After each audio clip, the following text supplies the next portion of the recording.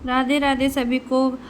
जय श्री श्री शिवाय नमस्तुभ्यम। कार्तिक मास का मैं आपको 10वां अध्याय सुनाने जा रही हूँ, इसे आप ध्यानपूर्वक सुनिए। राजा प्रत पूछने लगे कि मुने आपने कार्तिक मास में विष्णु की पूजा का महात्म्य कहा।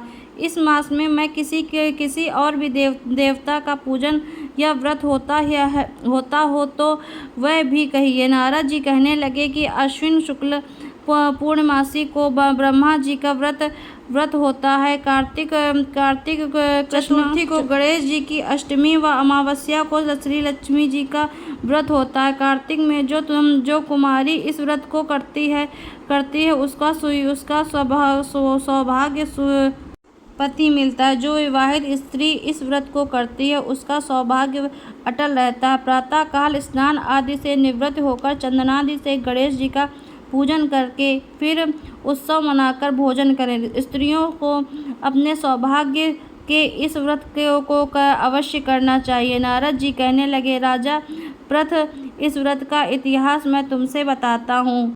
नारद जी कहने लगे, राजा प्रथ, इस व्रत का इतिहास मैं तुमसे कहता हूँ, इसे आप ध्यानपूर्वक सुनिए।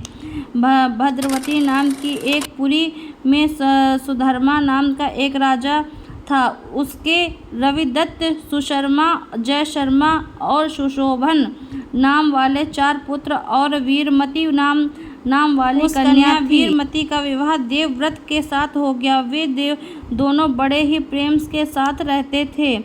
एक दिन अचानक घर में बैठे हुए देवव्रत को सांप ने काट लिया, जिससे उसकी मृत्यु हो गई। वीरमती बहुत जोर से रोने और चिल्लाने लगी। उसके चारों भाई और माता पिता भी वहां पर आ गए और सारा दुखी का रूप समुद्र में डूब गया था।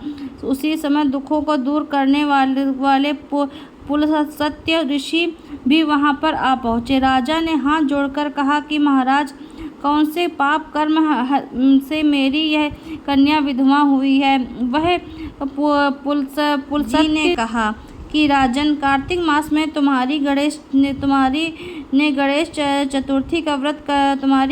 ने गणेश चतुर्थी का व्रत नहीं किया था, इसी पाप से विधवा हुई है। अब वह भी इस व्रत को करे तो उसका मृतक पति जीवित हो उठेगा। यह कहकर ऋषि तो चले गए और राजा ने अपने जमात्र मृत शरीर को तेल में डलवा दिया। जब कार्तिक मास आया तो उसकी कन्या ने विधिवत करके उद्यापन में ब्राह्मणों को बहुत सा धन दिया, जिसके प्रभाव से उसका मृतक पति फिर से जीवित हो उठा।